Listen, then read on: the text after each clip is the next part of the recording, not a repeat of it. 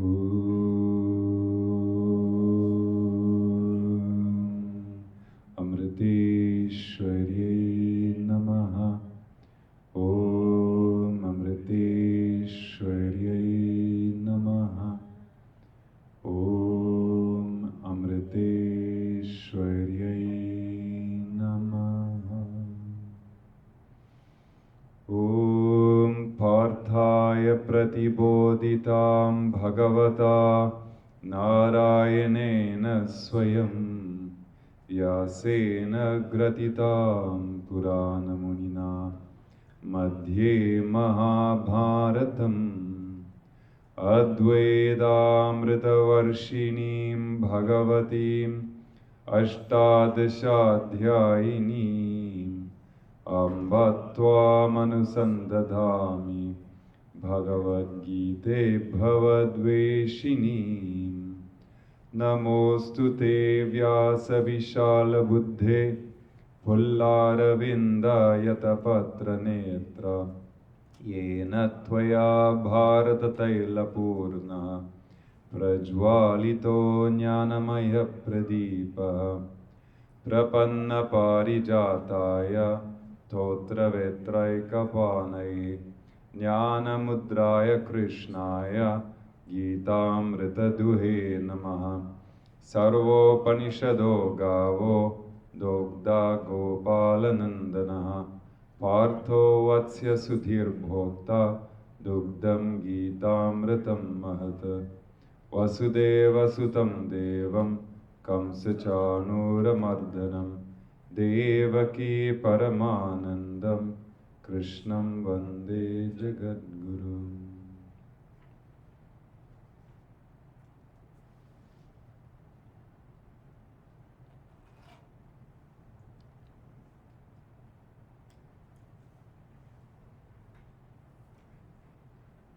Om Namah Shivaya.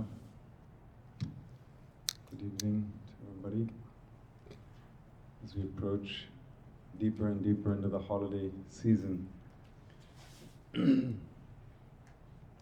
we will also celebrate by learning more of Lord Krishna's teachings, which are basically none other than Amba's teachings, and vice versa. So, what we were always instructed to do was, before we assume that we have learned something, we have to review it before we go on to the next thing.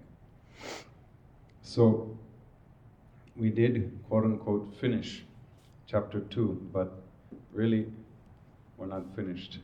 It is a sort of a lifelong process because, as I have mentioned many times, chapter 2 basically contains the entirety of the whole Bhagavad Gita in a condensed form. So if we can even come close to really learning chapter 2, we have learned a tremendous amount. So it's always good to revisit these teachings and make sure that we've understood them. As one commentator has said, if the foundation of our Gita study, or any scriptural study, in this case it's chapter 2, if that foundation is strong, then we can build a huge edifice on top of that will also be helpful for other people.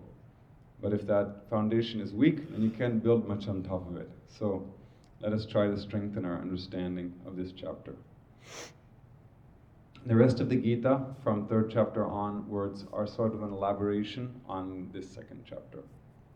So, in order to understand the 2nd chapter properly, we have to remember what the context is, which is chapter 1. Basically, you know, the difficulty that Arjuna was facing, we called it the disease of samsara, or Amma calls it bhavaroga. Bhavaroga, which means the disease of becoming, of being. Constantly birth, death, rebirth. They call it the ocean of transmigration, we call it samsara, many different words for it. We're all victims of that disease. We're suffering from it It's worse than Ebola because it doesn't kill you in just one lifetime, it kills you many, many times over.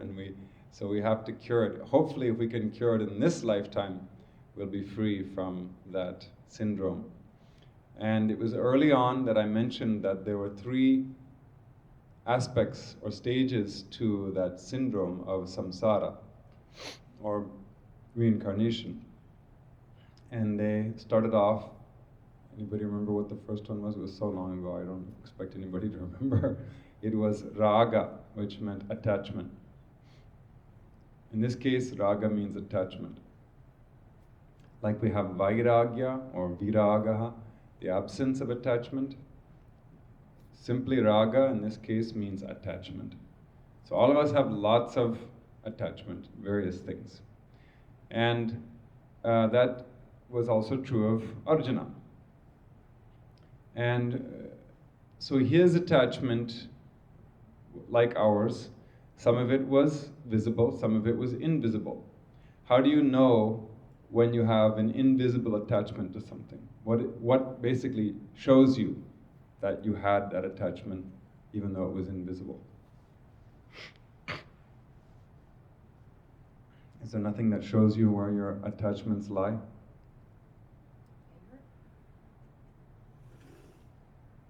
Right, something like anger or sorrow, right, which is sort of the flip side of that.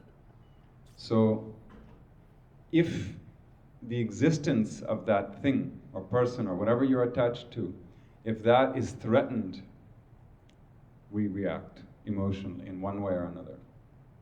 So if your position is questioned, you're going to lose your position, you're going to lose your respect of people, you're going to lose your income, money, you're going to lose a person that's dear to you. Maybe you're, someone you love, or maybe it's the other way around. Someone you don't like is going to come into your life. It can be the other way around. You're attached to them being absent from your life, and suddenly they're coming back into your life. That shows a reverse attachment. So all of these things show us when we have attachment to things. So Arjuna had this attachment to various things that was revealed when he got on the battlefield. It wasn't that the attachment suddenly came the day he stepped on the field. So the same goes for us. Different circumstances in life reveal that hidden attachment that we have.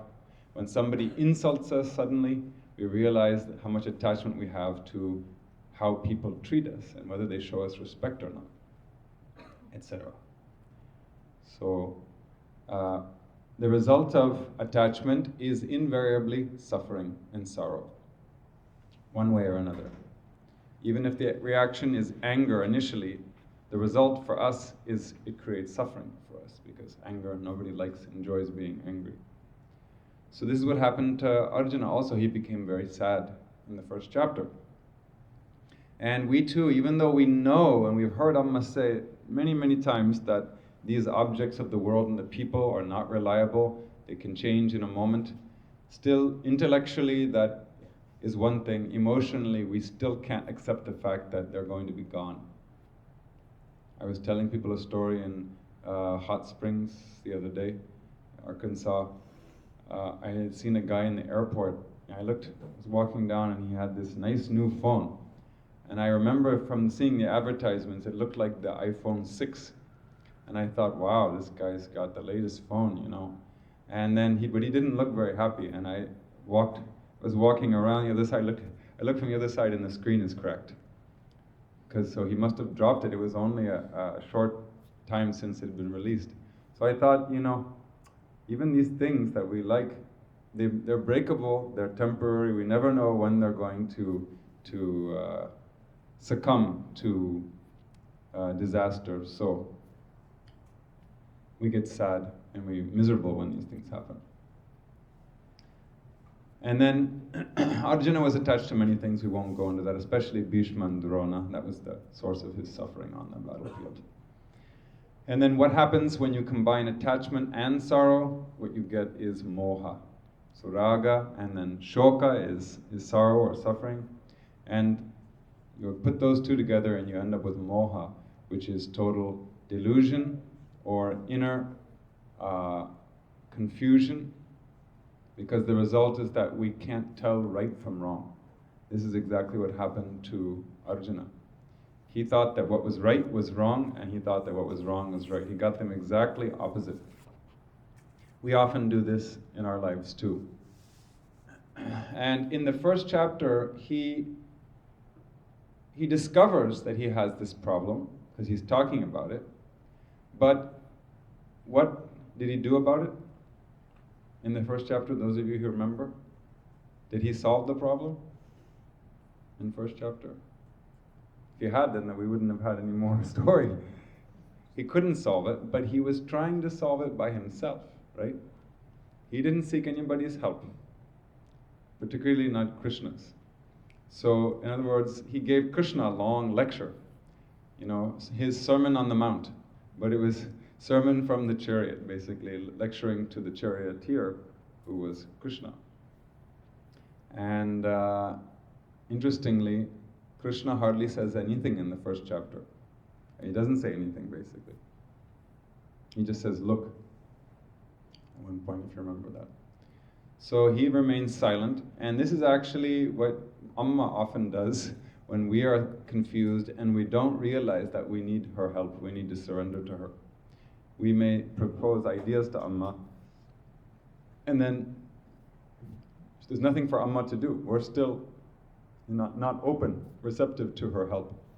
So Krishna just keeps quiet. Why should he poke his nose into Arjuna's business if Arjuna thinks he can solve the problem? So, and if you remember, I had said that before, the scriptures say that you should never offer unsolicited advice. Typically, we're all too ready to offer our advice, even when it's unsolicited. What happens in the capitalist market when there's a surplus of a particular thing? The value goes down. So when there's a surplus of advice from one person, what's the value? What's happening to the value of that advice? It's going down. Nobody wants to hear our advice if we just offer it like that. Same thing goes for Amma. She's not going to offer her advice unless we come to her and really, honestly, sincerely say, I need your help. Unfortunately, that's how chapter 1 ended. Arjuna discovered his problem and he just tried to solve it himself. So chapter 2 consists of 4 sections, and that is what we just finished. Arjuna had not yet surrendered to Krishna, but he spends about 10 verses, or say 7 verses, surrendering to Krishna. The introduction up to the point where Krishna gives teaching is about 10 verses long. This is that process by which Arjuna finally says he hits rock bottom. And I think we can say that you really need to hit rock bottom in order to surrender properly. I don't know if you've all gone through that, but I remember going through that experience in my early 20s when before I joined the ashram. I might have told you about it. I just realized that there was no hope for me unless I just threw myself at Amma's feet and said, please help me. So that was, at least, wasn't like I was a drug addict or something like that, but the difference between what I wanted my life to look like and what it looked like was too great. So Arjuna, by contrast, was a very valiant, great warrior, and he had shown his courage and bravery and prowess in warfare so many times. But when it came to this attachment, he couldn't conquer it. He had a weakness inside of him and he could do nothing about it. And he realized that at one point he was overcome by a feeling of helplessness. And I would say that that feeling of helplessness is good for all of us to experience at one point. Because the reality is we're helpless. There's so many other factors in the world that determine, Amma has said over and over again, that determine the outcome of our actions in life. Starting from a place of recognizing our helplessness and behaving humbly is a more spiritual approach. Even Amma does that. She says the only reason why this body is alive after hugging 35 million people is just God's grace. She doesn't say, see, I hugged 35 million people, see how strong I am? This would be the typical human response. So that feeling of helplessness is actually what helped Arjuna to surrender. Helplessness helped him to surrender to Krishna because he couldn't do it before. And in verse 7 of chapter 2, he says, "My nature, smitten with the taint of weakness, confused in mind about dharma, I pray to thee. Tell me decisively what is the highest good. I am your disciple. Teach me, for I have taken refuge in you." Now once you say something like that, a compassionate being like Krishna or Amma can never turn away a person. So he's finally ready to receive help from Krishna. Remember though that surrender doesn't mean you can't ask questions anymore. We should not confuse the two. Surrendering and asking and not asking questions are two different things. Surrendering just means you have given yourself over to that person, and if you're confused, you can clarify your doubts through their help. But you're an empty vessel now, ready to receive anything they give. Arjuna surrendered and he asked more questions afterwards. That means he wasn't fully surrendered, of course, but Amma has said that complete surrender is realization. So we're all surrendering only partially. And then we can still ask questions when we get confused.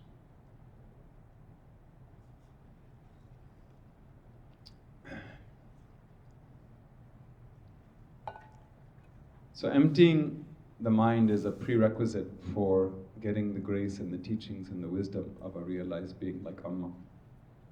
It's like preparing the soil so that the Guru can sow the seeds of their wisdom. Till that point, we have a lot of false notions about everything, particularly about ourselves.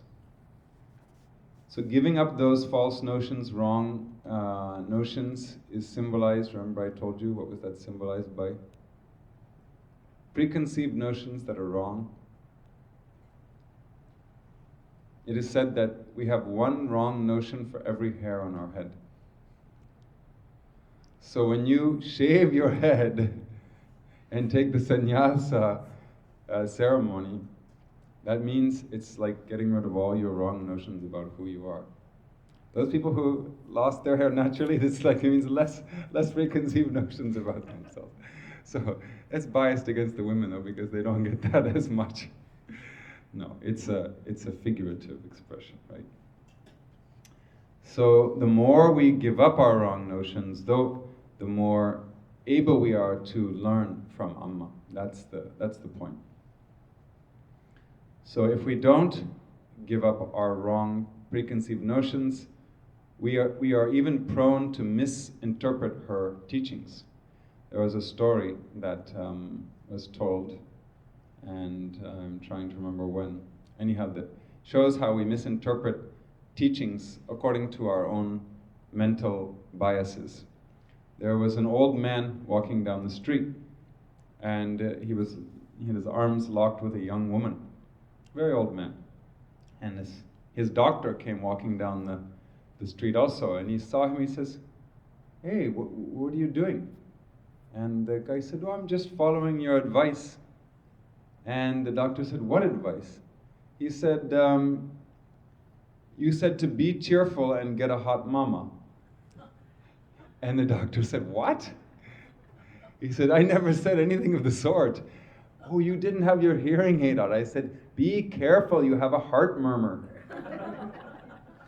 So, this is the kind of thing, maybe we have a preconceived notion about what's good for us in life, and if we don't remove our preconceived notions, typically we can misinterpret the teachings that are given, even from a realized being.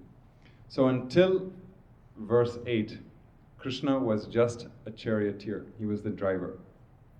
Once Arjuna surrenders to him, he became what? He became a guru finally. He wasn't a guru until then. He was a jnani. He was a self-realized being. He was an avatara. But he wasn't a guru yet. So who decides about the guru? The guru or the disciple, the shishya? Actually, it is our attitude that makes Amma into a guru. And it's we who bring out what is called the gurutvam or the guru-ness in her. She can be a mother to everybody. But if you want her to be your guru, you have to have at least one disciple. And every year on Guru Purnima, Amma says the same thing. Everybody is loath to approach her about even asking the question, how are we going to celebrate Guru Purnima? And it typically falls in the US, right? So everyone's asking us, Swamiji, Ramaswami, Dayamanaswami, me, they say, when are we going to celebrate Guru Purnima? And we're like, well, maybe you can ask Amma that question, because if one of us goes, she will give a real straight answer. She'll say, I wonder if I have any disciples, which is basically, it's a good opportunity for her to give us all, a opportunity to be humble, because nobody can really say they're worthy of being called her disciple, because she is such an amazing spiritual luminary that none of us really qualify as technically speaking, but we just call ourselves our disciples, right? So, and she herself makes no claims about herself, right? She doesn't say she's a guru or anything. She just says, I'm crazy. They haven't put me in an insane asylum yet. She says things like that. So we have to be, if we invoke our disciplehood, that will bring out her guruhood, guruness. So Arjuna realizes his helplessness, but typically helpless people just cling to whatever is before them, which often, in our case, can be dangerous, because when you cling to whatever is before you, around you, that it's like a drowning person. What they cling to may be one more drowning person, or it may be an object that's just going to drag them down farther. So fortunately for Arjuna, he had Krishna in front of him. So he did the right thing to cling to Krishna for help, and we have Amma before us, so we should remember that the clinging or the refuge for us should be Amma, and not the other things that will actually only take us deeper in the ocean of samsara. So the way to start is by approaching the Guru and surrendering, which Krishna will later explain to us in chapter 4, verse 34. He says, know that, means know that supreme truth. Know that through homage, repeated inquiry, and service to the Master.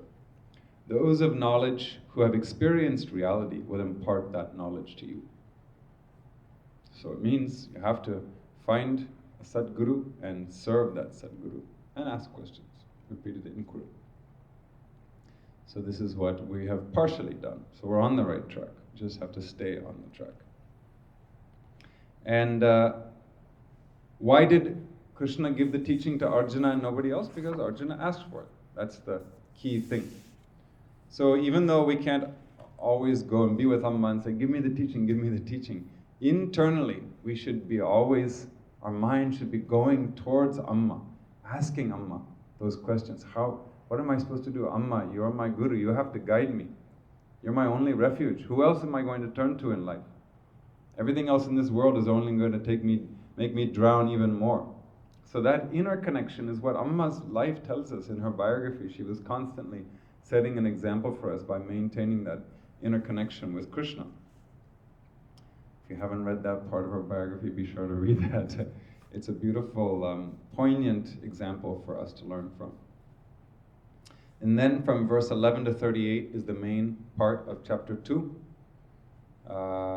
in the sense of philosophy, because it's the teaching of self-knowledge, of Atma-jnana. Particularly discriminating between what is the eternal self and what is ephemeral and illusory existence. Lord Krishna talks about the essential nature of every being. Who are you or who are we in reality? Amma recently in her satsang, I don't remember where it was, I just remember hearing, she says, man learns about everything else in the world, but he takes himself for granted and never tries to figure out who he is. He's just investigating the outside world. This is because we think we know who we are. So Lord Krishna's first job in chapter 2 is to make Arjuna understand that he doesn't know who he is. All the ideas that he thinks are right about himself are wrong. So he has to remove that false notion before he can put the correct notion in. right? That's why they say neti, neti. It's not this, it's not that. Then they remove all the wrong notions so that they can fill your mind with right understanding. So the first misconception that we have about ourselves, and which is true for Arjuna of course too, is that we're the body.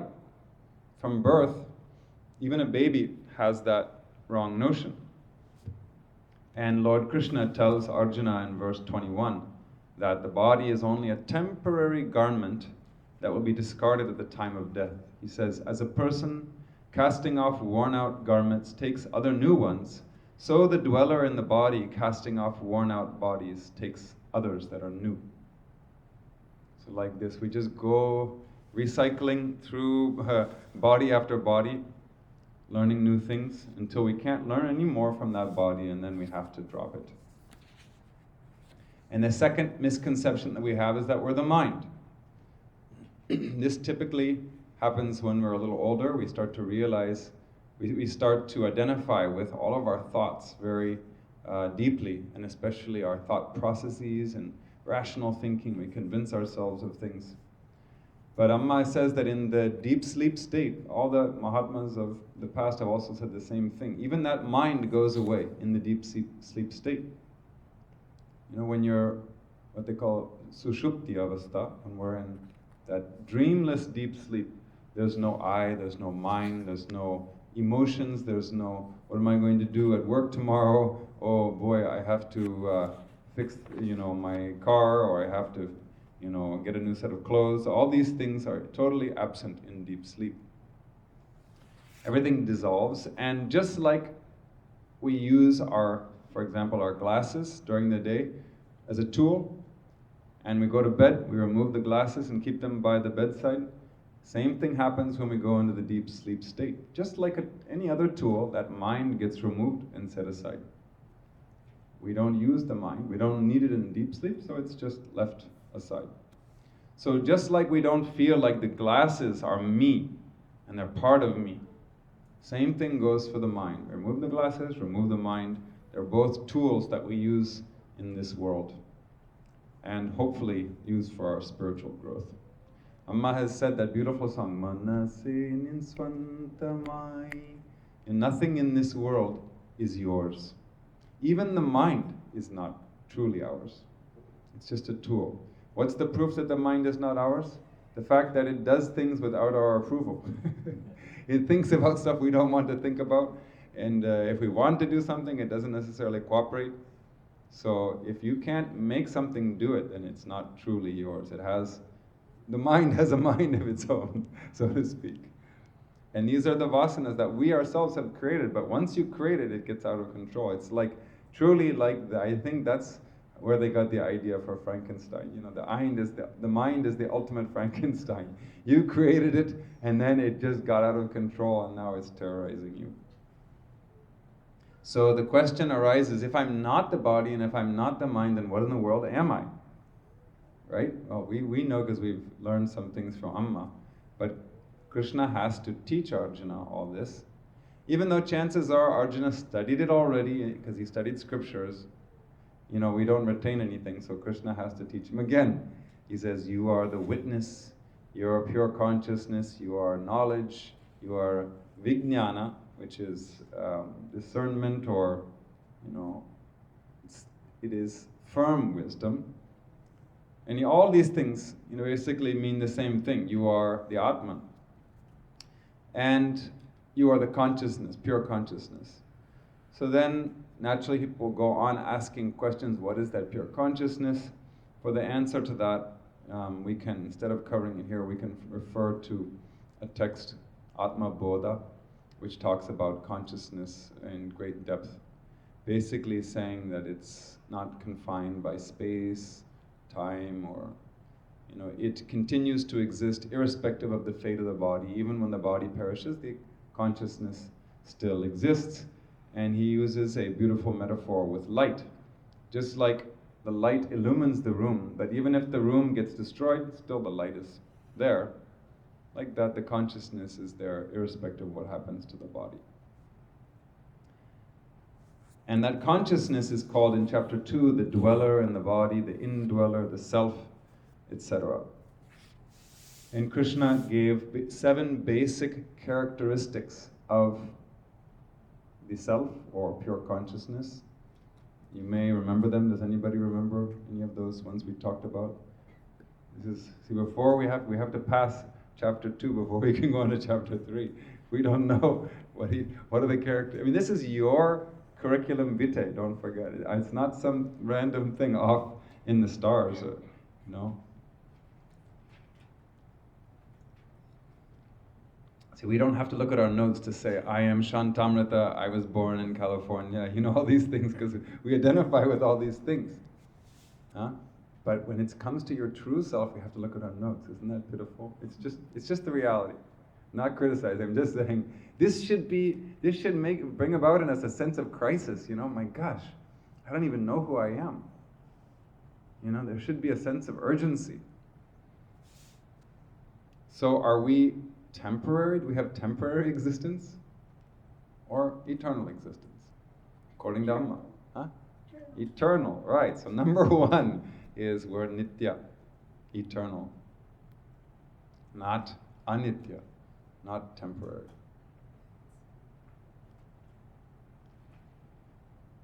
And there's another quality that comes second, which is a little bit of a technical word, but it's very important. It is the self is sat. Sat, which is, it has reality or existence, but it's a special version of that, which means its existence is independent in the sense that it exists on its own. It doesn't need a second thing to exist, right? So the examples are, it doesn't exist like the pot exists, because without clay, the pot cannot exist. If you compare to that, it's the clay, it's not the pot. So it is the fundamental, it's the substratum of everything. In that sense, it exists. Not like the sari exists because it needs cloth, or the shirt needs cloth to exist. So it is that it has its own fundamental inherent existence. So, and the nice thing is that even if the whole universe is dissolved, it still exists. Remember that? Maha Pralaya Sakshinye Namaha. It's one of the verses in the 1,000 Names. Om Maha Pralaya Sakshinye Namaha. Those of you who speak Indian languages, tell us what it means. Maha Pralaya Sakshini. Yeah, you who are the witness to the final dissolution. What an amazing concept. If you look at each verse of the 1,000 Names and analyze it philosophically, who can possibly witness the final dissolution? There's nothing left to witness that except consciousness, pure consciousness. Pure consciousness can witness it because it's not dependent, it has independent existence, it's not dependent on any of this universe to exist. And as pure consciousness, it's sarvagataha, which means it's all pervasive, it's omnipresent. Right? That's why, I think I shared with you before, in books like The Secret Life of Plants, people have scientifically documented the fact that the plant can sense their thoughts and emotions anywhere on the planet. You have to develop a good relationship with your plant in order to do that. Maybe your cat also does, who knows, but your animal if you have one. But the point is that consciousness travels all over the planet, all over the universe. So in that sense, it's all pervasive, it's been proven. But what do you need in order to come in contact with consciousness? What do you need in order to experience it tangibly in this world? Even though it's all pervasive, just like the light is all pervasive, what do you need in order to actually experience it? Not from our side, but in order to manifest that all-pervasive thing, what is required?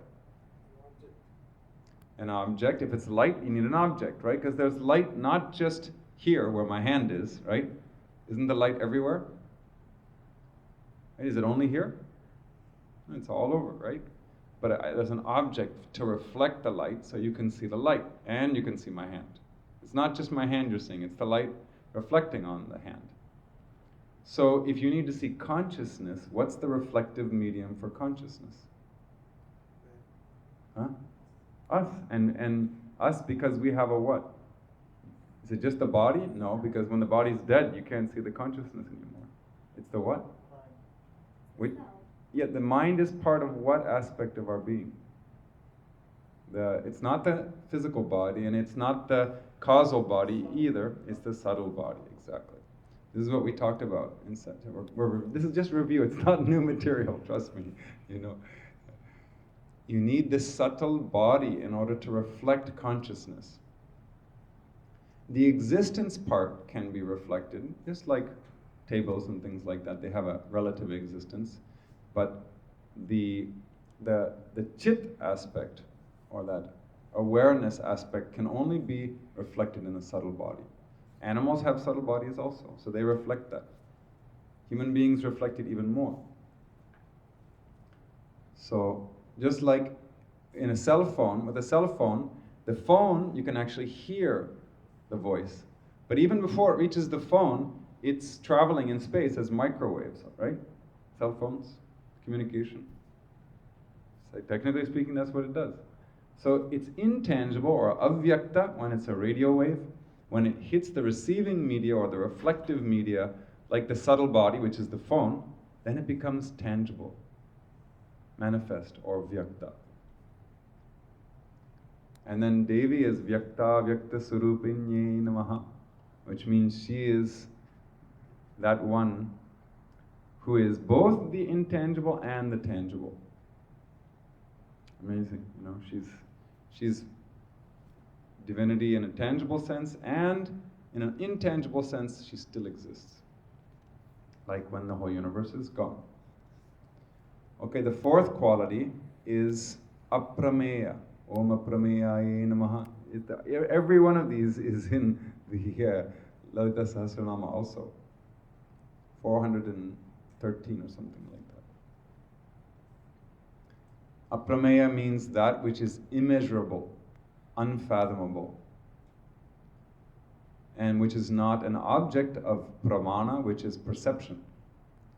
So there's all different ways we can perceive things, mentally, physically, etc., but it's not an object of any of those, because it is the perceiver itself, right?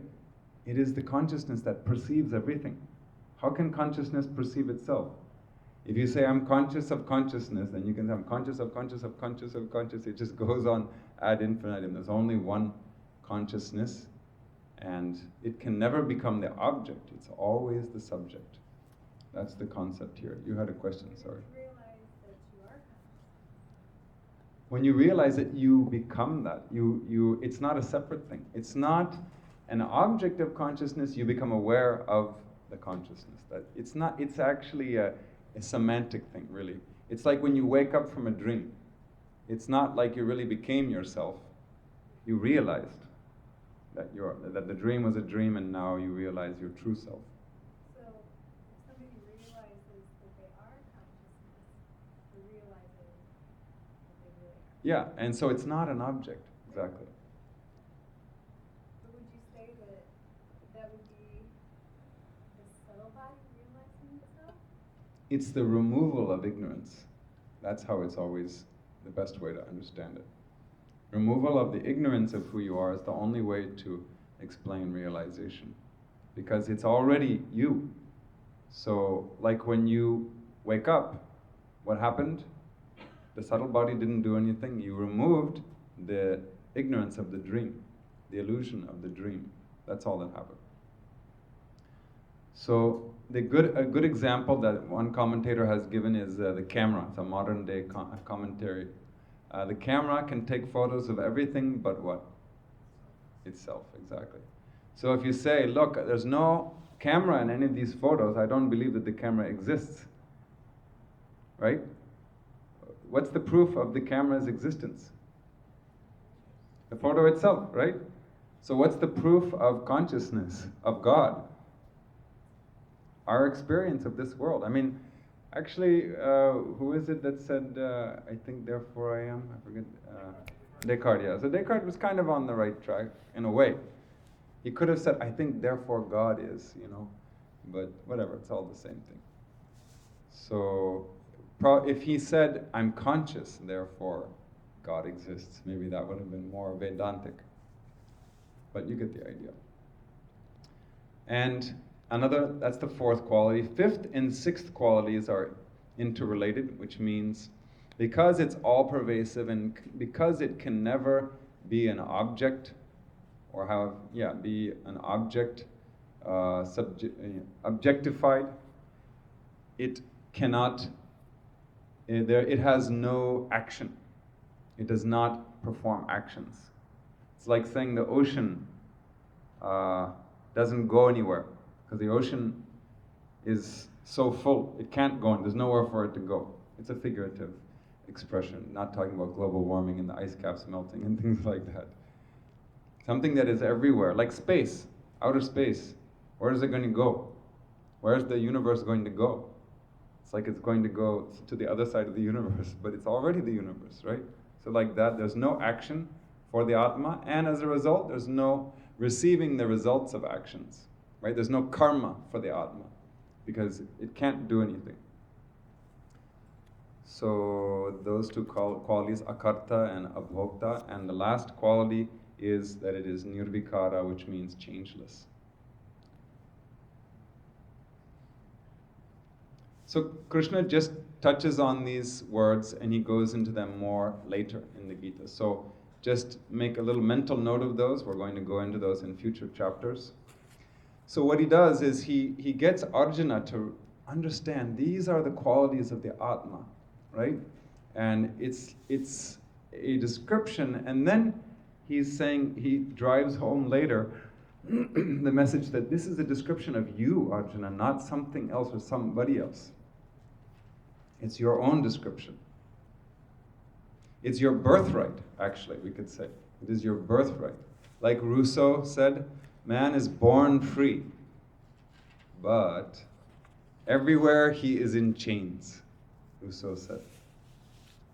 Born free, but everywhere he's in chains. One man thinks himself the master of others, but remains more of a slave than they are.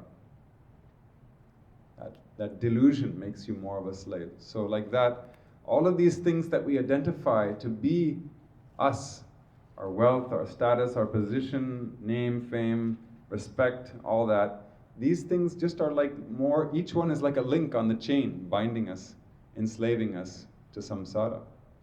So Krishna is trying to free Arjuna and indirectly us from that chain of slavery and reincarnation by de-identifying with those things.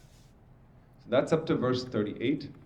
And verse 39 is a transition verse from the topic of self-knowledge into, anybody remember what the second topic, the next topic was? It's the third topic in chapter 2, but it comes to that.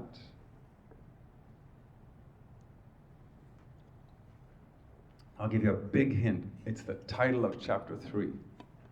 There we go. Karma Yoga. Anybody who looked at the title of chapter 3 before coming today would know. The third part of Bhagavad Gita chapter 2 is about Karma Yoga, from verse 40 to 53. Because Krishna says in his very first teaching, verse 11, he says, knowing the self, indirectly, you have to interpret it reverse. Indirectly, he says, if you know the self, you never suffer. So knowing who you are is the solution to all your problems in life. However, because the teaching he gives is a little hard to understand, we just enumerated 7 characteristics. And I don't think any of us got liberated right now, as we talked about that. So it's very hard to understand that as your true self. It's still, maybe somebody got liberated, I don't know. Like, why would you say that? What if we did? Yeah. Why would Yeah. that? Yes. Okay. I'm sure you all got liberated as I said those things. And you're just humoring here by not getting up and dancing in joy. Yeah. Humoring me. No, the reality is that it is a very lofty truth that you don't just speak and suddenly understand it because it's gone in your head. It has to be experienced directly. That's the point. And that's also why we need karma yoga. That's why we're getting at that point, which is that because that description of the self is not so readily accessible as a direct experience, we need something to prepare us for that experience. How do we make ourselves more ready to experience it directly and not just talk about it as a subject? So that's why Krishna says in chapter 2, one sees it as a wonder, another likewise speaks of it as a wonder, and as a wonder, another hears of it. Yet even on seeing, speaking, and hearing, none truly understands it. That means no matter how much you talk about it or listen to, we're not going to truly understand it. For that, he talks later in the chapter about what we have to do, which is spiritual practice. But I think when this verse came up, I compared it to Max Muller's Sanskrit. Anybody know who Max Muller was?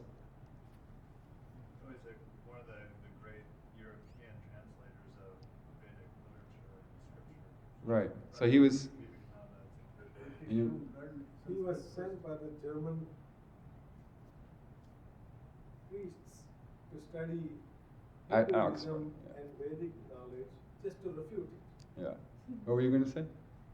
Yeah, he learned first, the European learned Sanskrit. First what? First European learned Sanskrit. Okay. Precisely, yes. Right. Various definitions we know of Max Muller. He's well known in India, and he is regarded by many people as being the greatest Sanskrit scholar of all times. The interesting thing is that even though he spent decades studying these things, he never once went to India. Isn't that crazy? Never went. Can you say that I'm a master in spirituality, but I've never met a Mahatma? I'm a realized being, but I've never even seen or heard anything directly about realization. It's just your own fantasy world is all it becomes. So Max Muller, he was supposed to be great, but who knows how much he really understood Sanskrit, because he never encountered it directly. I mean, is it true he started at the age of 70 learning Sanskrit? No. He was young. He was writing letters to his wife from Oxford all the time when he got there. He was young when he started. He got a scholarship. The scholarship was for learning Hinduism so that he could convert them to Christianity. That was the scholarship he got. The Bowdoin Scholarship of something or other at Oxford. Anyhow, that was a long time ago. Not important. But this analogy is what I'm getting at, right? If we talk about it only philosophically and as a subject matter, that's what it'll end up being. We have to experience it. And for that, we need to prepare our mind. And that's what Krishna gets at in the next section. He says, okay, if you want to prepare your mind so that it's more receptive to this noble truth, if you want to acquire the qualifications needed to experience it as a direct experience, subjectively, what you need to do is karma yoga. And tomorrow night we're going to talk about Jesus' secret teachings. I'll share one of them with you as a preview, which comes from the Gospel of Truth. It's not one of the four Gospels, it's one of the Gospels that was unearthed in Egypt after the war. And he says, I disclose my mysteries to those who are worthy of my mysteries. When he says worthy, basically what he's saying is the same thing. You need to have your mind prepared. If you're mentally prepared to absorb the mysteries, you're worthy of them. So how to become worthy? Purify yourself and acquire one-pointedness of mind through selfless service, through devotion, it can also be Raja Yoga, like a lot of different types of Hatha Yoga, give tremendous concentration, one-pointedness of mind. So these are the techniques that we use in order to prepare our mind. And some of the most important verses in the Bhagavad Gita come in this section, from verse 40 to 53. In very brief, what is karma yoga, which we're going to learn shortly when we really get into chapter 3? It is a healthy or proper action as well as a healthy or proper attitude. So I think Buddha also talks about right action, right mind, or something like that. So you could say it that way. Right action and right attitude put together. Can't be only one or the other, right?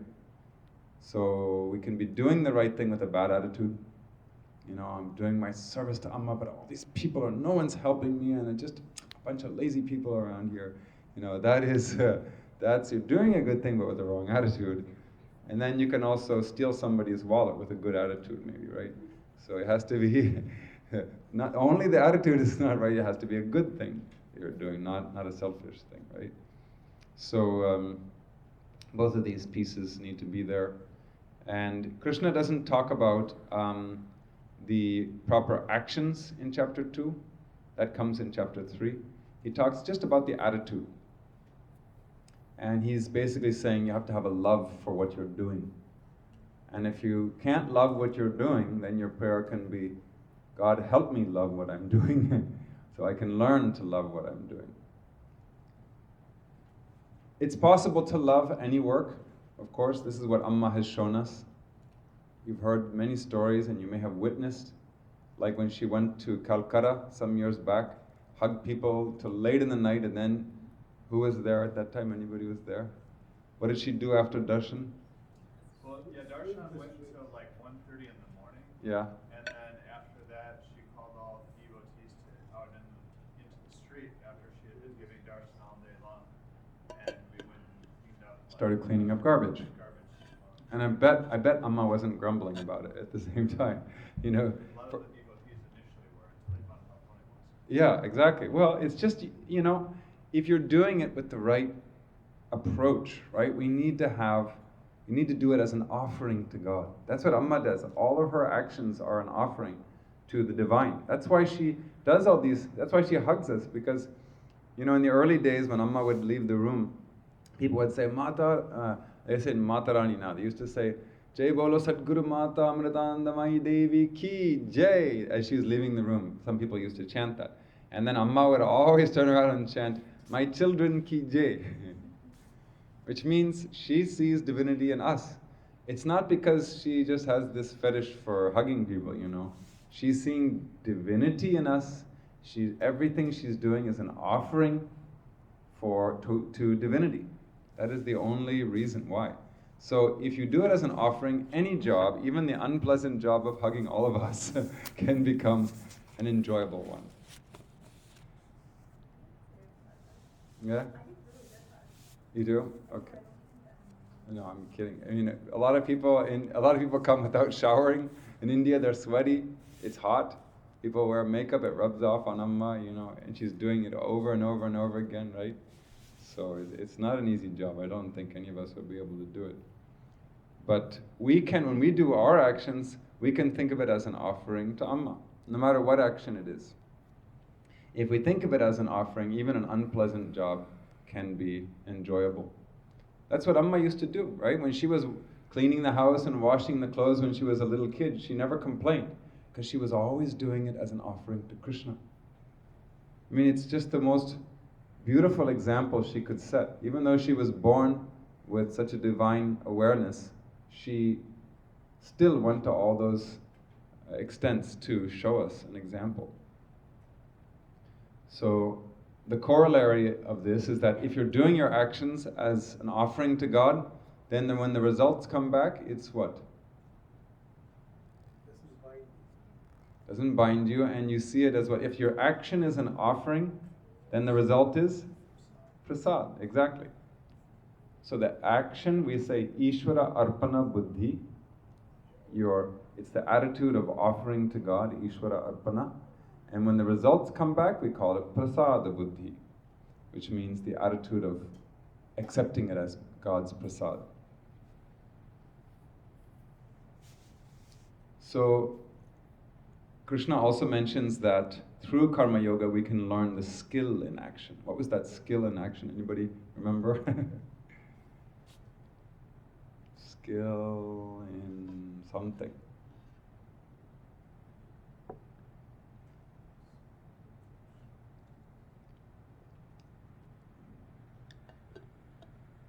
Yoga karmasu kaushalam, he says. One of the most important verses. Typically, action leads to reaction and bondage. We get emotionally involved, right? And it just creates more karma, more bondage, more rebirth, death, etc. So if you can skillfully convert that action, which typically binds you and creates more karma for you, what would you want to convert it into? What would be the ultimate coup d'etat to convert that action into something just the opposite? What would it become? Okay, which leads to not bondage, but exactly. So you take that thing which is actually, we say bandha hetu, which means a thing that brings about bondage, karmic bondage we mean, and you convert it to the exact opposite, something that brings about liberation or moksha hetu. It's like the ultimate conversion. You would never imagine such a thing would be possible. But that's why he calls it karma sukhaushalam.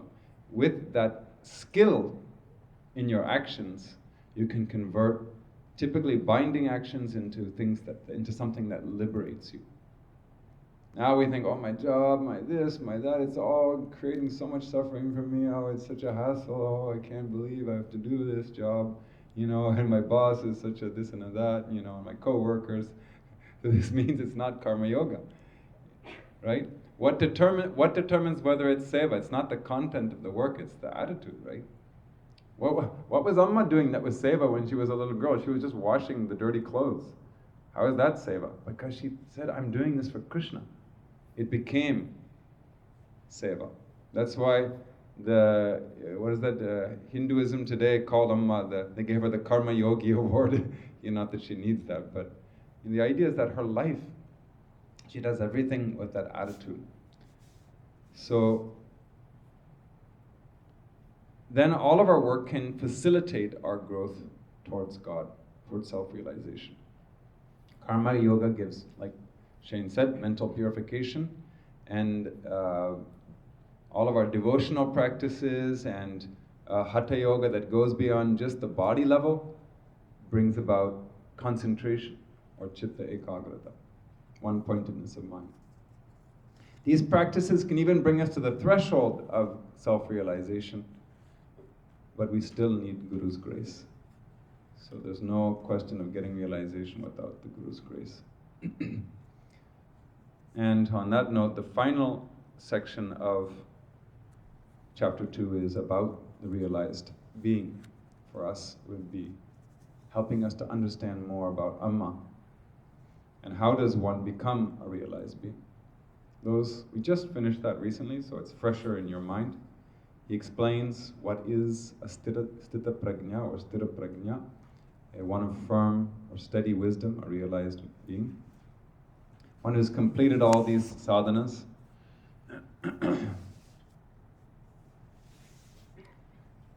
So all the things that we study as being qualities of the Atma, they experience directly every moment of the day as a reality.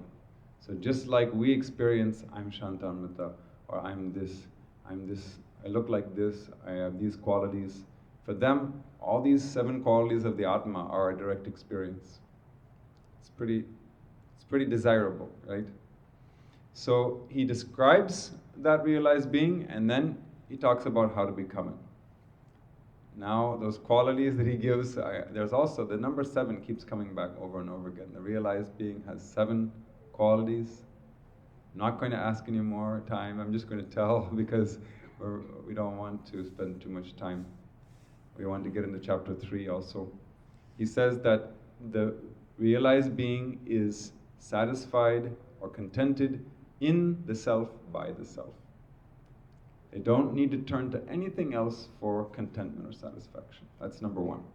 Number 2 is when you're contented inside yourself, you automatically have no desires, right? If you're the ocean, what do you need a bucket of water for? Right? Someone comes, like Amma says, we offer God a candle. Here, use this to see your path, God. That's like what we're doing. And we offer things to God. One who's full. And if you offer something to Amma, it's the same way. She's already, merged with the universe. She doesn't need any of these things. So if we achieve that state, we will also be free from all desires. Because there's nothing left for us to achieve or to wish for in life.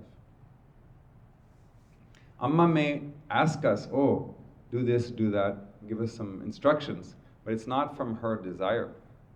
Even if it doesn't happen, it doesn't affect her. So Krishna gives that example of the ocean, remember? Towards the end of chapter 2, he says that the Mahatma is like an ocean, full, and also ever equipoised. He also says that they have no raga or attachment, no fear, no anger, and they're totally free.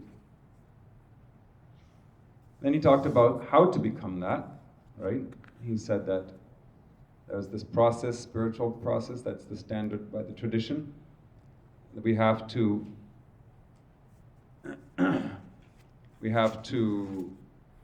listen to the spiritual teachings, or we have to read it in Amma's books, or listen to her talks, whatever it is, or the scriptures, or like Bhagavad Gita. We have to contemplate on it, right? Just listening here at class is not enough. When we go home, we should reflect on these things and meditate on them. And also, we have to move on to even deeper meditation, which we call nididhyasana, which is removing the wrong notions in your meditation, replacing them with positive notions. Meditating on things we've correctly understood about Amma's teachings until we become one with that teaching.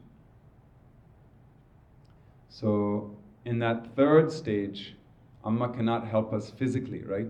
She cannot physically make us do a deep Vedantic meditation. She helps us from inside. That's where listening and reflection, Amma can help us. But that third stage, we have to make it totally an internal connection with Amma, removing those wrong notions about wrong understanding and replacing it with proper understanding, and meditating deeply on that. And Krishna in chapter 2, he talked a lot, towards that end, he talked about mental control and physical control, right? Shama and Dhamma. He emphasized those a lot. We won't go into that, we just covered that recently. More details on meditation, especially nididhyasana, will come in chapter 6. So it's a little ways away, but he really goes into that in depth. And he says at the end of chapter 2 that the realized being is free not only while living in the world, but even after they leave the body, they're free forevermore, and they need not come back to this plane of existence. That is the end of chapter 2. So now that it's fresh in your mind, we'll move on to chapter 3.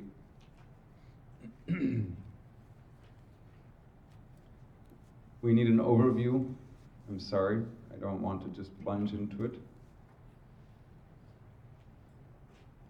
Usually, like I said, the disciples'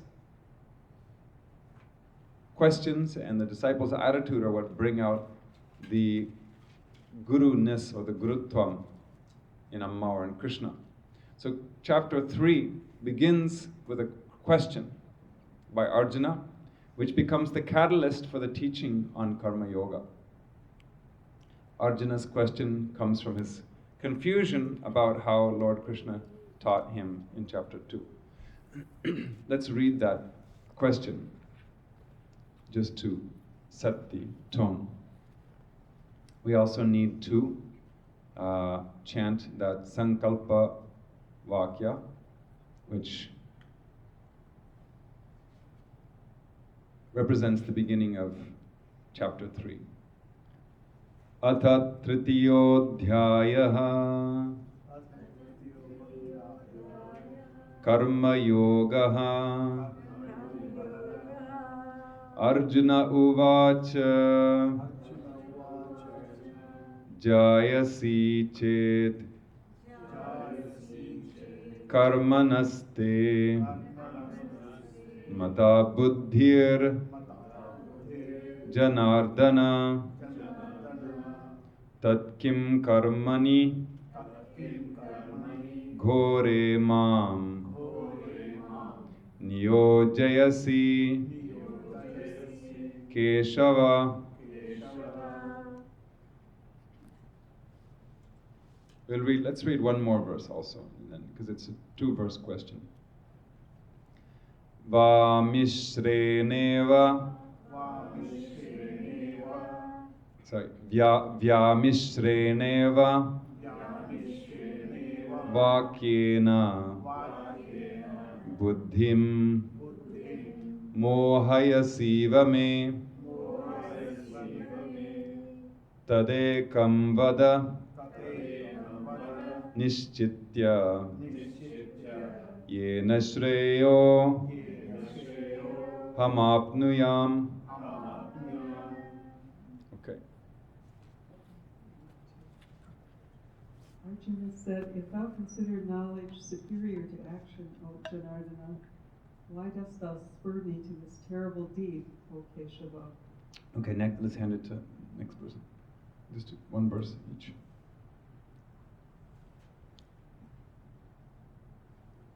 With these apparently opposed statements, thou dost, as it were, bewilder my intelligence. So having made the decision, tell me the one by which I may reach the highest good. Okay. So, Arjuna is obviously confused. Because in chapter 2, Krishna talked both about knowledge as well as action, right? That section after verse 11 is all about self-knowledge, and then he talks about karma yoga. But he focuses more on knowledge, right? More verses are spent talking about self-knowledge. He starts his teaching with that and he ends with that. In between, there's some verses on karma yoga. And he talks about how great about great knowledge is. And he concludes with this very enticing verse. Attaining Brahma in this way is called Brahma Sthiti. After attaining this state, one is no longer deluded. But in between, he's telling Arjuna you should do karma yoga. So maybe Arjuna is getting confused. He is obviously getting confused by the way Krishna has presented it. And he wants to know, which is better for me? Should I be pursuing self-knowledge, or should I be pursuing karma yoga?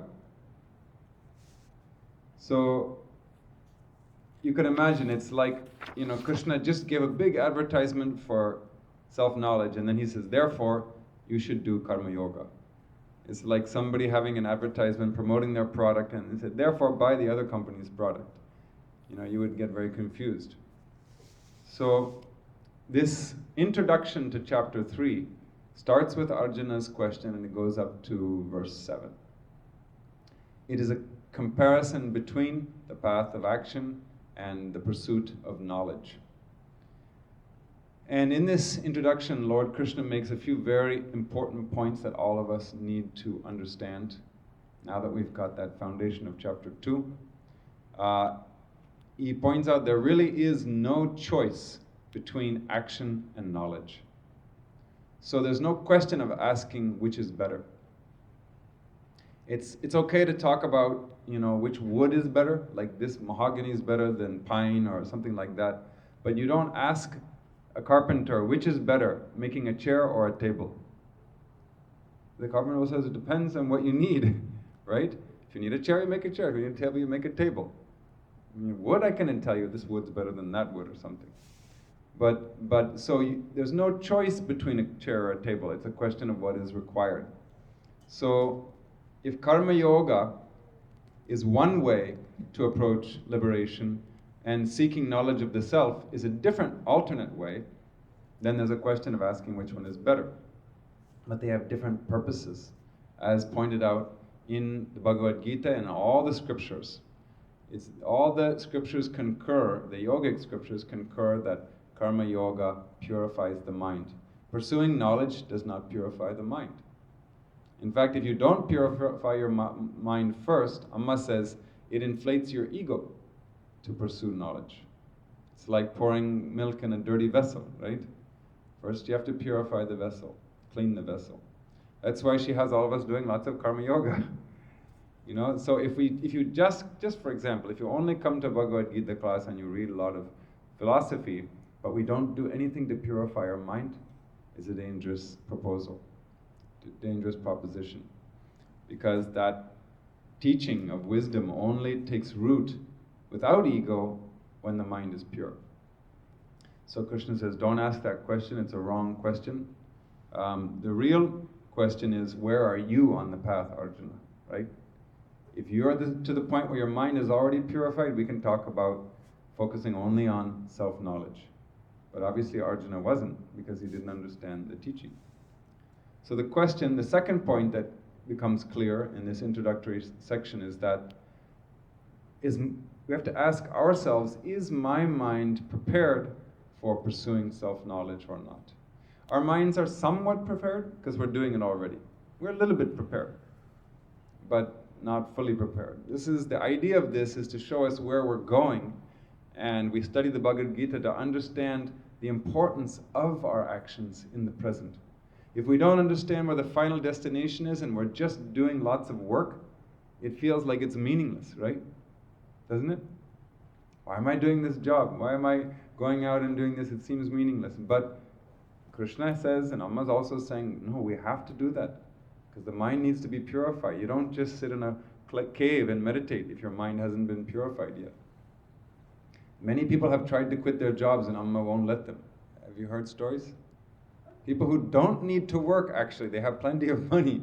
Amma won't let them. I mean, not like she's, trying to make them miserable. But they ask and they say, not time yet, not time yet. So the other thing you can understand is that we need to purify ourselves more in the world. But whether we purify or not depends on our attitude. So if we want to make it quicker and faster and short and sweet, we should fix our attitude, not change our job. So just like we have to fulfill prerequisites in order to join a university or to enroll in med school or something like that, we also have prerequisites for self-knowledge. Just like Jesus said, if you're worthy, I'll reveal my mysteries to you. So the worthiness is what we talked about a little while ago, purification through karma yoga. Most of us don't have that requisite purity. We don't have the requisite maturity or detachment. So karma yoga is the fastest and most efficient way to get these qualities. And karma yoga includes not just like a job or working, doing some seva. It means also like having a family maybe, or having kids, or taking care of your parents, and all these things that people, probably all of you, are doing. Taking care of your grandchildren, your children, etc. So all that is included in the category of karma yoga. So the only way to fulfill those preconditions, in fact, karma yoga is not only a tool to purify the mind, it's described as the only tool for purification. There's no other way to acquire purification of mind. So that's why it's given so much importance. So the answer that Krishna is basically giving is, don't ask me which one is better. You have to do all of these things. You have to do karma yoga, you have to do bhakti yoga, you have to do some kind of raja yoga where you develop more self-awareness, on the subtle level. And you also have to understand who you are, pursue self-knowledge. So the reason why we study these things is not because we've finished that purification process, it's because we need to understand the importance of the purification process we're going through now. It gives it meaning in the present moment. But he does offer Arjuna a choice of lifestyle.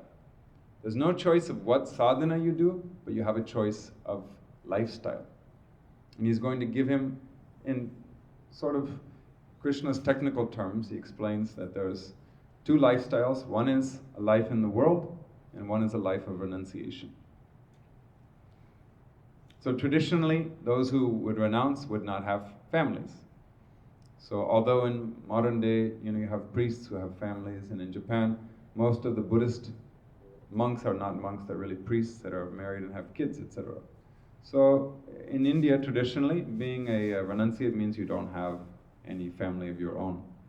So you're free to choose whether you're going to be in society and have a family, or you're a renunciate, like a sannyasi, and not have a family. But even irrespective of what lifestyle you choose, he is going to tell Arjuna, you still have to do the same sadhana. You still have to do karma yoga, purify yourself. You still have to have devotion. You still have to have love for God. You still have to do different spiritual practices to bring about one-pointedness of mind. There's no escape of any of these things. So he says, don't talk about sadhana or something, whether you're going to do it or not. Don't. Your only choice is whether you're going to be in society or out of society. And in today's world, even sannyasis and brahmacharis have to do lots of work. The only difference is that we're not getting paid for it. We're not going to a company, commuting to a job or something like that. We still have plenty of work. And as you know, Amma doesn't let anybody just sit around and do nothing. Even if it's your first time going to Amritapuri and you have no concept of what's going on, you have to do seva. Amma's made it mandatory. And if you think that the senior swamis, they don't do seva because, they're now so senior and all that. If you look at the old days, even before I joined the ashram, the scene was totally different. They were all just wearing white robes, right? And there was lots of work to do around the ashram. They didn't have money to hire people. There was no question of just having other people hired to do the work. So all the senior swamis who come now in red robes and who, look like people are doing things for them and they're not doing things. In those days, they were the mules and the pack mules and doing all the labor. Anybody know who... See, they used to have this I'm told, I wasn't there, I was probably in college at the time, or more like high school at the time. They used to do a particular competition for fun. I don't know how this would be fun, but the way you carry bricks in India is you, at least back then, in the early 80s, you put a board on top of your head. You have a little cloth, put a board on top of your head, and the bricks go on top of the board. Those of you who are from India must have seen that, right? People carry a bunch of bricks on top of the board, and this was meant to, you have to build the temple, right? Build different things, Amma's room, and etc. Everybody wants to participate. So they would see who could carry the maximum number of bricks on top of their head.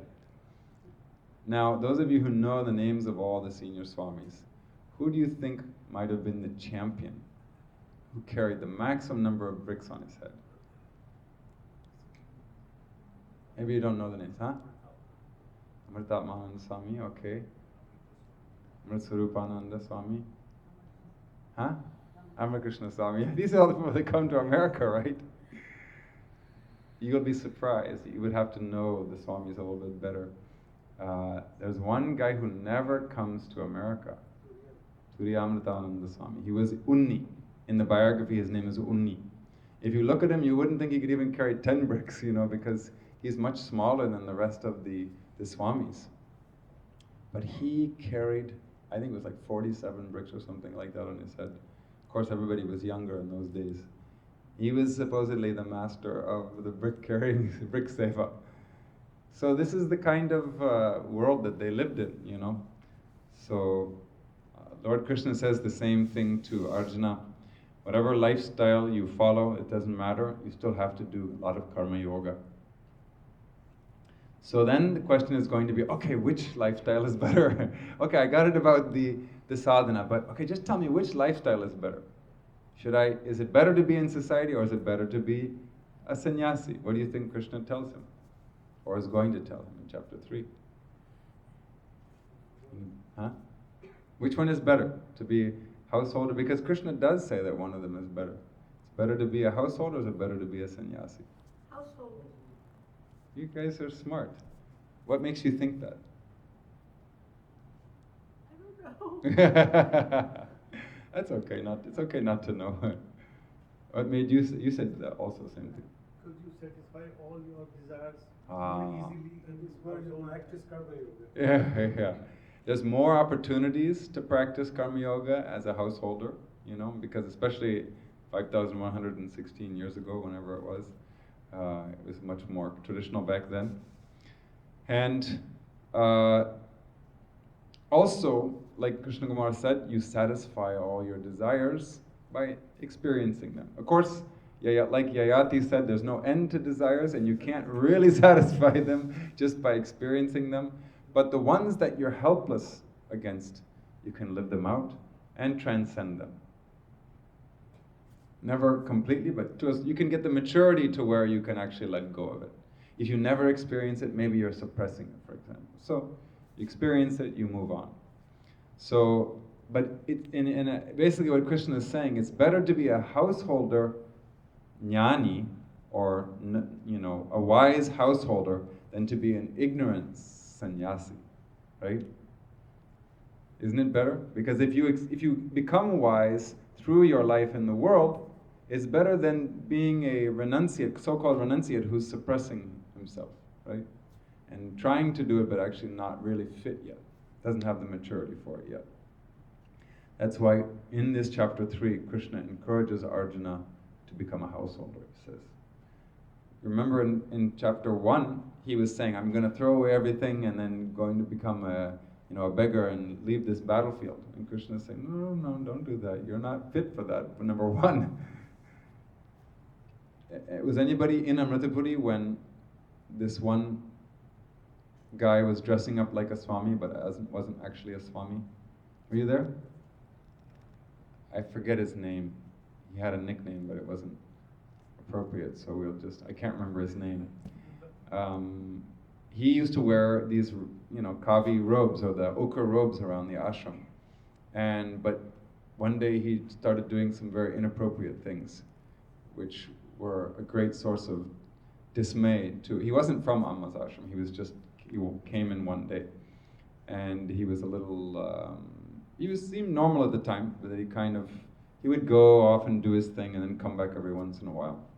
So once he was doing something very inappropriate for a sannyasi or for a Swami to do, just wandering around doing something wrong. So Amma was giving darshan to everybody on a Tuesday. She called him into the room and she says, you must remove those robes right now, because it's an insult to the tradition. And he was like pretending like he didn't know. And then she said, no, you must remove it right now. And they took him upstairs, and she says, we'll give you some other clothes to wear. They took him upstairs, and they gave him some other clothes to wear. And Amma said, I want to see you come back down wearing white robes, wearing something else, Came back down, and he was wearing white. So basically, she was saying that it's not appropriate for people to be trying, you're an imposter, basically. So better than being an imposter is to live out these, desires in the world. So he I don't know where he came from, but even then, even though he wasn't a disciple of Amma's, she made it clear to him he was not doing the right thing. So the second part of chapter 3 is from verse 8 to verse 20, and the first half of verse 20. And Krishna talks about proper action plus proper attitude. Here he clarifies the proper attitude. The proper action. Chapter 2 he talked about the proper attitude. Here he talks about proper actions. And proper actions there are selfless actions, which means they should be sattvic actions. So actions that benefit other people, the maximum number of people. These are selfless actions. Amma's actions are like that, so that's sattvika actions. And the next level would be rajasika actions, or sort of selfish actions that benefit only me and nobody else. And then the next level would be tamasika actions, or actions that benefit only me and maybe even at the expense of other people. So for a karma yogi, he should be only doing the first category, actions that benefit the whole world.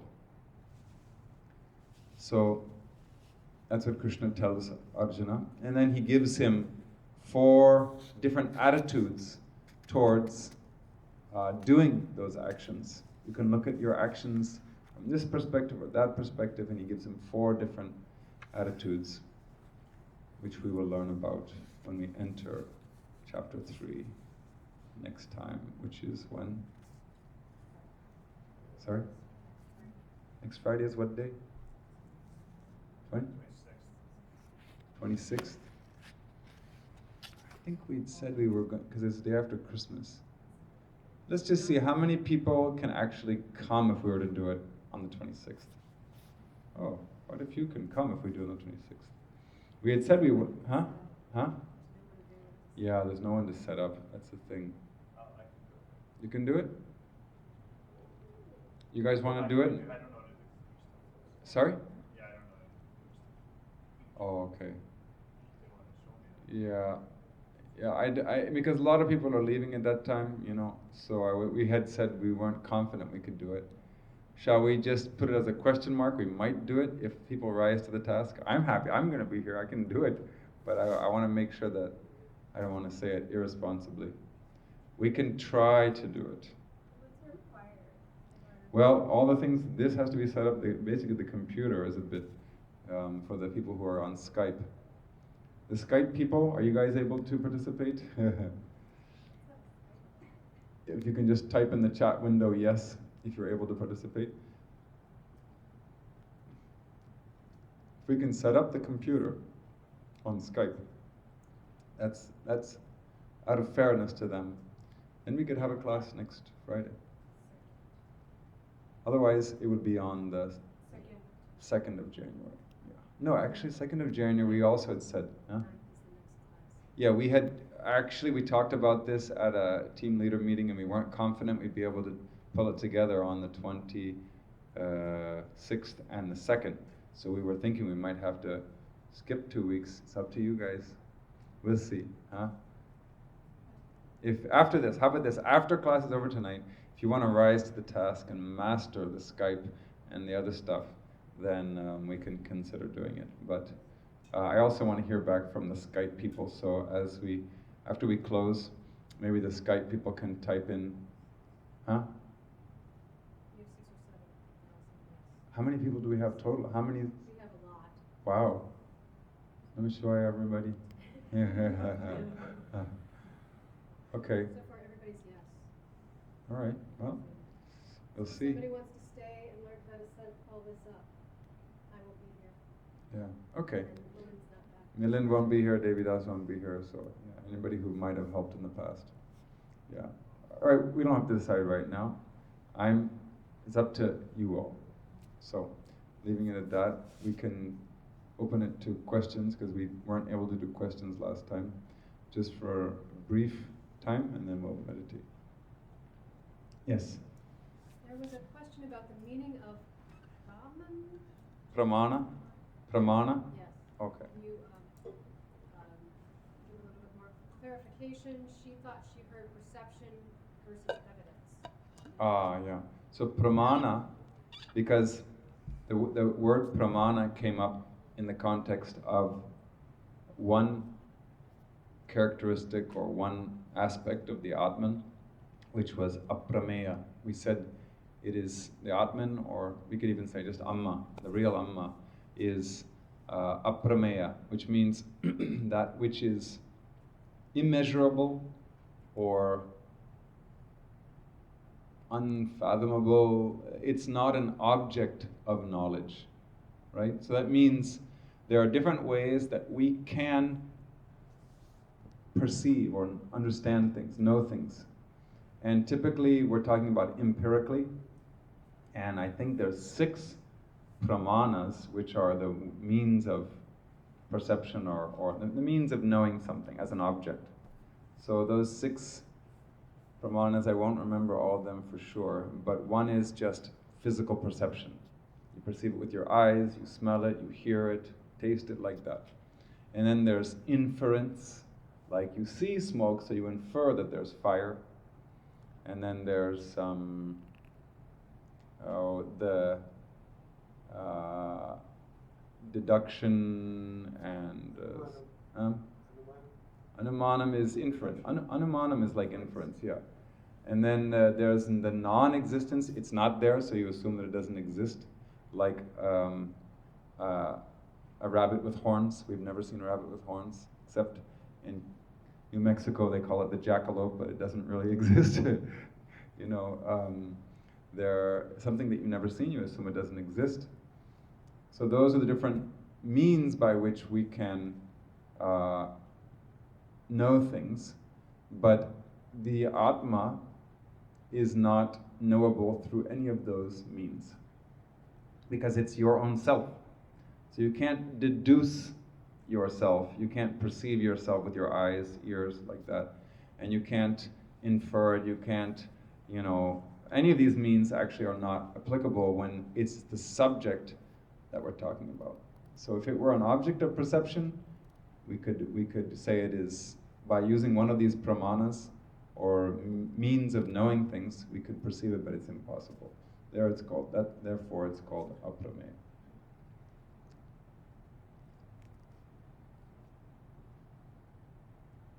There was one day where I came with all those description of those means of knowledge, and it was just too much theory, too heady, too long, and so I think I skipped it. Excuse me. A lot of the things are just suitable in an ashram when you're sitting there and you have nothing else to do with, all day long, but here it becomes too mental, That's why sometimes I skip those things. It's already mental, it's too mental, so. Any other questions?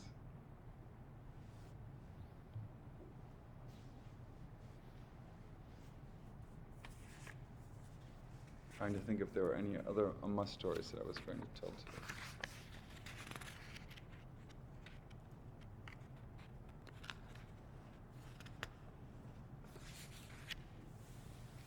Yes.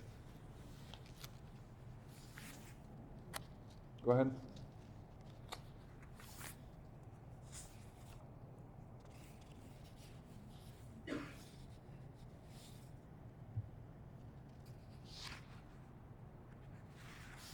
Mm-hmm. Being in the present is what everybody is recommending. And Right. also, another thing all the Mahatmas are saying, be in the self. How do you do both? The being in the present is more of a means towards being in the self. I mean, the expression being in the self is actually, even the expression being in the present is a contradiction in terms, kind of. Because there's where else can you be but in the present, Yeah, your mind, they're talking about, but existence is always in the present, right? And the only reason why the past or the future gets any significance is because we empower it in the present, right? The future is never going to be important tomorrow, or it's never going to be important yesterday. It's only because right now, in this moment, we give it power by thinking about it. So even the past and present only become significant when they have a relevance or when we empower them in the present. So being in the present is actually kind of a redundant expression, right? It's like, does that make sense? Actually, when you're in the self, you're very happy. Mm-hmm. To the extent I know, I don't know what exactly that is. To the extent I know, then you're very peaceful and happy. And then when you're in the present and doing something, you have to focus on that thing that you're doing. Right. So I guess what I was getting at is that they're really the same thing. If you're present, you're aware of your being, right? If you're in the present, you're aware of your being, the fact that you are, the fact that you exist. You lose sight of that if you're not in the present. If you're thinking, or basically, if you're using the present moment to empower the past and the future, you forget the fact that you exist. You forget your being, you forget your true self.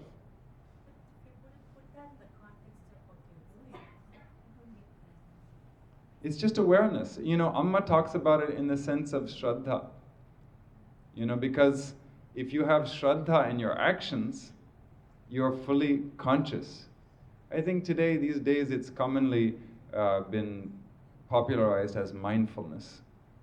That mindfulness, some people talk about it, I think in the Buddhist context, as mindfulness. It's a kind of a Zen concept, mindfulness. Amma calls it Shraddha. it's awareness in each and every action. So the reason why we lose our car keys and our glasses and our cell phones and things like that is because we weren't aware. We weren't conscious of what we were doing. When you put that thing down, your mind was elsewhere. So as a step towards becoming more self-aware or more, in the self, you practice mindfulness or awareness in actions. It's really like a means towards achieving that. So, if you say be in the present, it can mean just be aware of your actions. Be mindful of everything that you're doing. If you're putting something down, be focused on that. That can be the definition of be in the present, if you're doing actions. But that's really the same thing sort of as saying be in yourself. Because you're doing that action at that moment, at least in the relative sense. So if you're in the present, you're also in yourself. But if you're meditating and you're talking about being in the self, that's a different thing. Yeah. It depends on in what sense we're talking about it. If you're doing actions, they're sort of the same thing. Be in the present, be in yourself are the same thing. If you're meditating, then be in the present moment would mean like don't think about lots of other things. Don't let your mind wander. If you're meditating, you say be in the self, it would be go deep within to experience that state of, all these things we just talked about, pure consciousness, and all pervasiveness. So it's a question of whether you're in the world doing something or whether you're sitting still and meditating.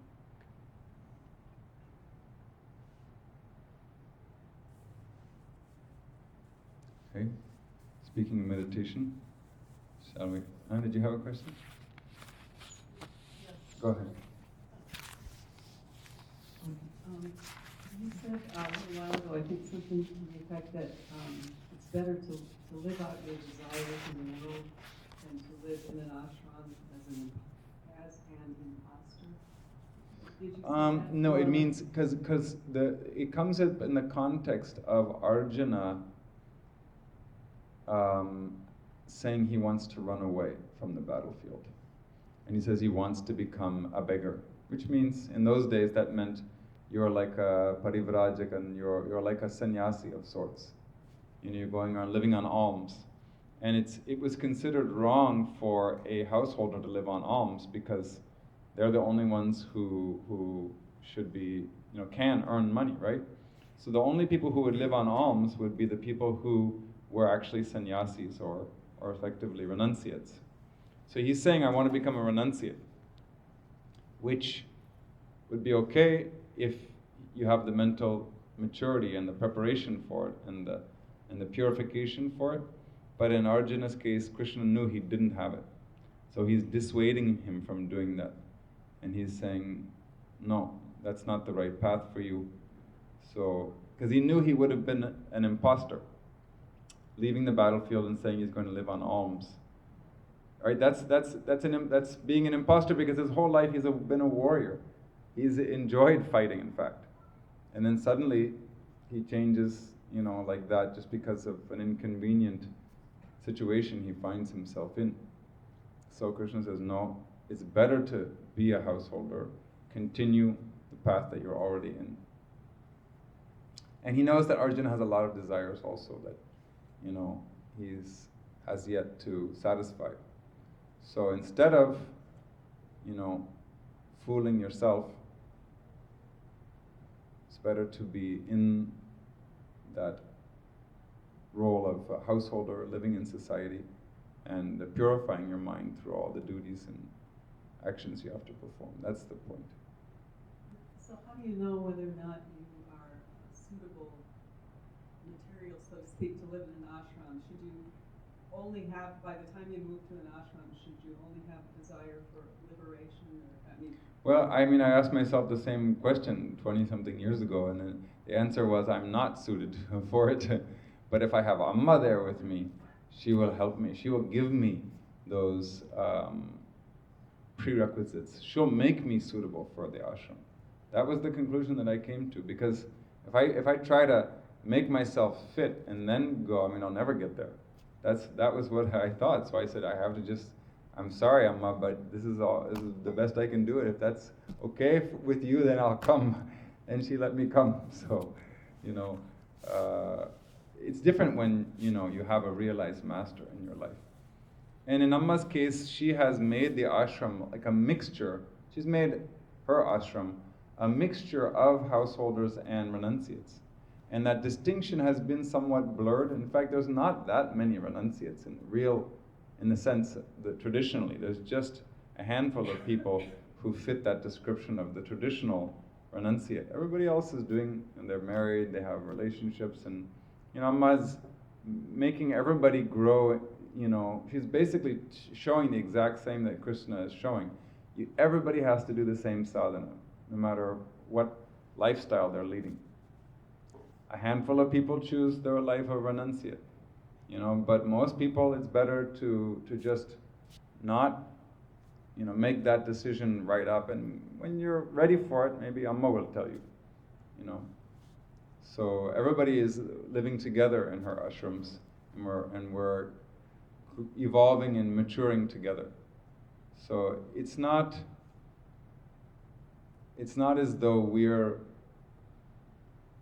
deceiving ourselves in this case, because Amma's ashrams are like a micro version of society. You have, you know, mostly householders there. Even in India, all the ashrams are mostly householders now. In the old days, it wasn't like that. When she first started off, it was mostly renunciates. So she's changed it.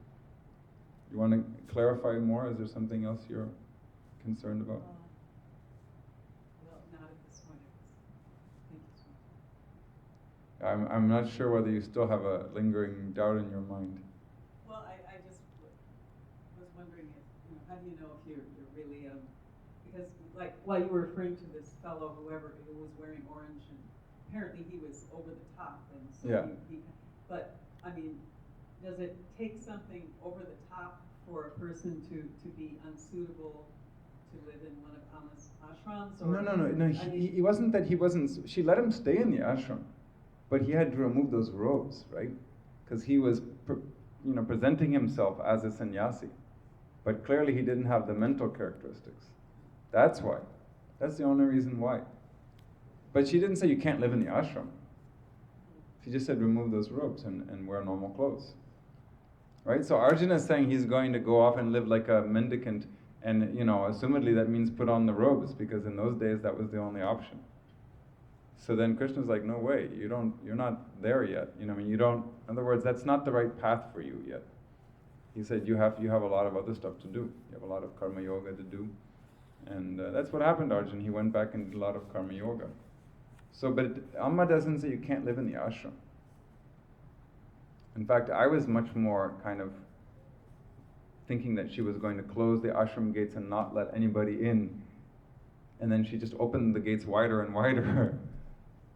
That's been her trend. You know, in fact, when I think it was 1992 or something, I was just so nervous that I was not going to get to the ashram in time before Amma closed the gates and didn't let anybody else in the ashram anymore. I was like, I have to get there really fast, you know. And so when I got there, I was like, oh, phew, I made it in time. But then it was like, then she just let everybody come after that. I mean, and if she let me come, why not let everybody else come, right? So the point is that she wasn't like that. She wasn't like only certain people can come to my ashram. But if you walk around like you're some, you know, sannyasi or something like that, that's a dangerous thing. Which is what Arjuna would have been doing. 5,000 years ago it was different. You know, 5,000 years ago, if you're a beggar, that means you're a sannyasi. And he said, no, that's not right. So we're not imposters, don't worry.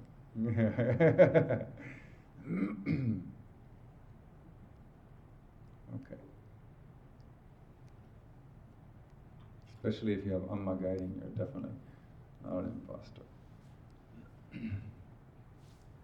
So we'll chant. I think we're already so much over. What we'll do is we'll just have a silent meditation for a little while, like after bhajans, and then we'll chant all the closing mantras after that.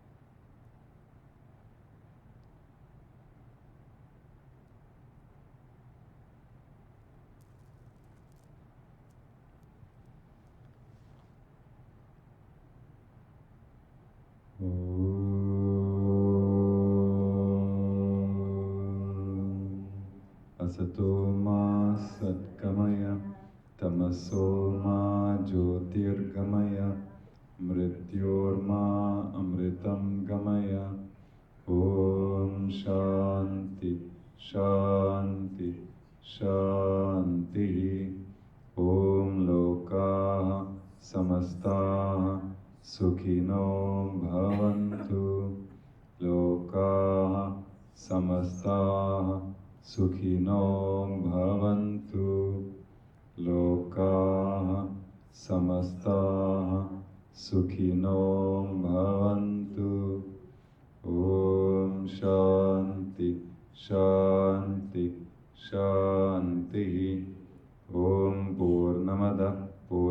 Idam Purnāt Purnamudachyate Purnasya Purnamadaya Purnameva Avashishyate. Om Shanti Shanti Shanti. Om Shri Gurubhyo Namaha. Harihi Om.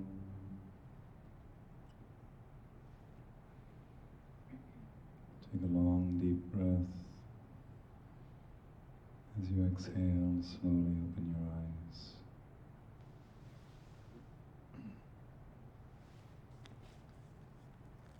Namah Shivaya. Thanks for coming.